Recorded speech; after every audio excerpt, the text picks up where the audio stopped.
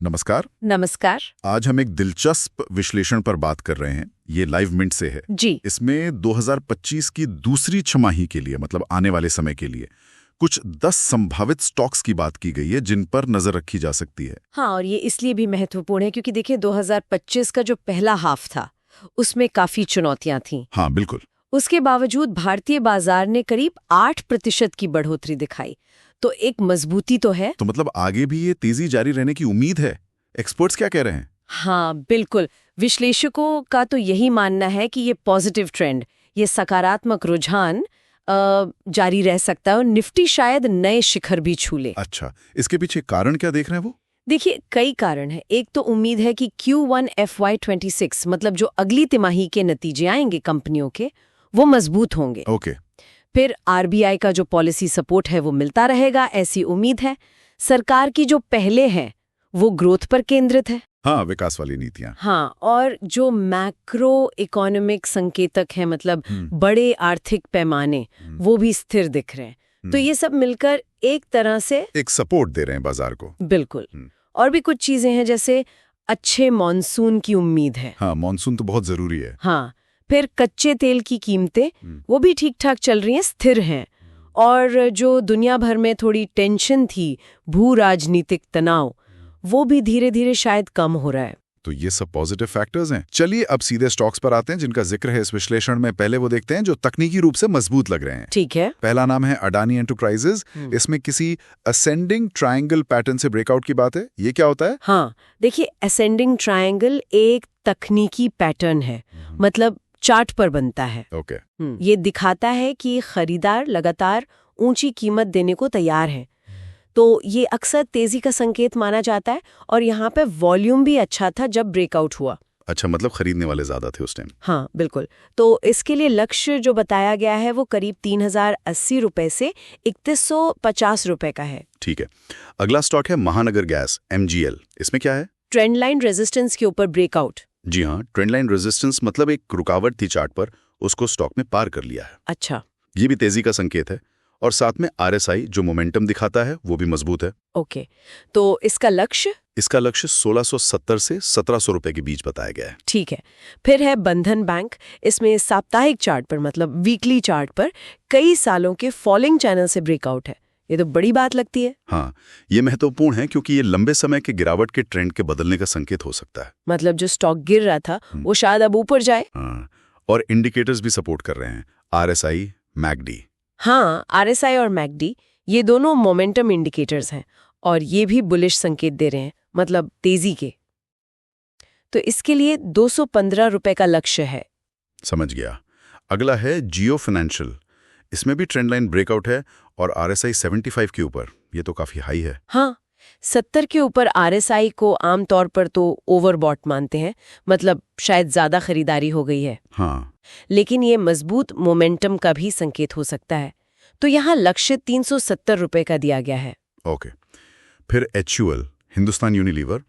इसमें 2300 रुपए के पास एक मजबूत बेस, एक आधार बनने की बात है और डेली RSI पर W पैटर्न। हाँ, W पैटर्न को डबल बॉटम भी कहते हैं। ये अक्सर तब बनता है जब स्टॉक गिरने के बाद संभलने की कोशिश करता है। अच्छा, मतलब रिवर्सल का संकेत। हाँ, संभावित वापसी का इशारा, इसलिए यहाँ 2600 रुपए का लक्ष्य रखा गया है। ठीक है। और वरुण बेवरेजेस VBL। हाँ, इसमें एक ट्वीजर बॉटम फॉर्मेशन। ये क्या चीज है? ये ट्वीजर बॉटम एक टगी स्टिक पैटर्न है। इसमें दो लगातार कैंडल्स के जो लो पॉइंट होते हैं वो लगभग बराबर होते हैं। ओके। ये भी गिरावट के बाद एक संभावित रिवर्सल मतलब वापसी का संकेत देता है। और RSI भी सुधर रहा है, तो लक्ष्य 510 का है। और इस लिस्ट में आखिरी तकनीकी स्टॉक है वोल्टास। इसमें कंसोलिडेशन के बाद ब्रेकआउट है। हाँ, कंसोलिडेशन मतलब स्टॉक कुछ समय तक एक दायरे में घूम रहा था। हाँ, साइडवेज जैसा। बिल्कुल। उसके बाद जब वो ऊपर की तरफ निकलता है तो अक्सर तेजी जारी रहने का संकेत होता है।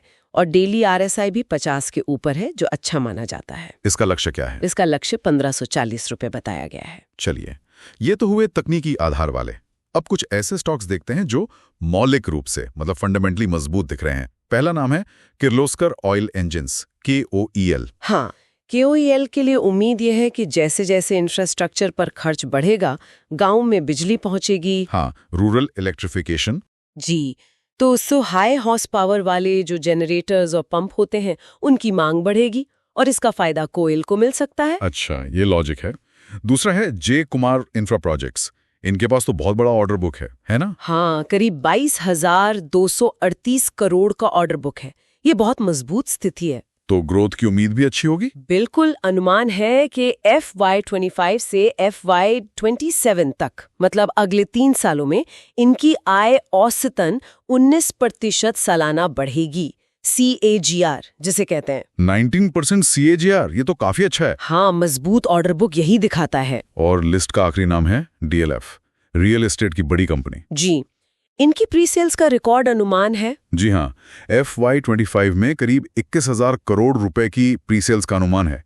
ये बहुत बड़ा आंकड़ा है। और ये नए मार्केट्स में भी जा रहे हैं, मुंबई, गोवा। हाँ, कंपनी अब दिल्ली NCR के बाहर मुंबई और गोवा जैसे बाजारों में भी विस्तार कर रही है। जो ब्रांडेड घर होते हैं उनकी मांग तो मजबूत बनी हुई है। तो लॉन्ग टर्म ग्रोथ अच्छी दिख रही है। हाँ, ये लंबी अवधि के लिए अच्छा संकेत है। तो ये थे वो 10 स्टॉक्स, लाइवमिंट के विश्लेषण के आधार पर, कुछ तकनीकी वजहों से चुने गए, कुछ फंडामेंटल मजबूती के दम पर।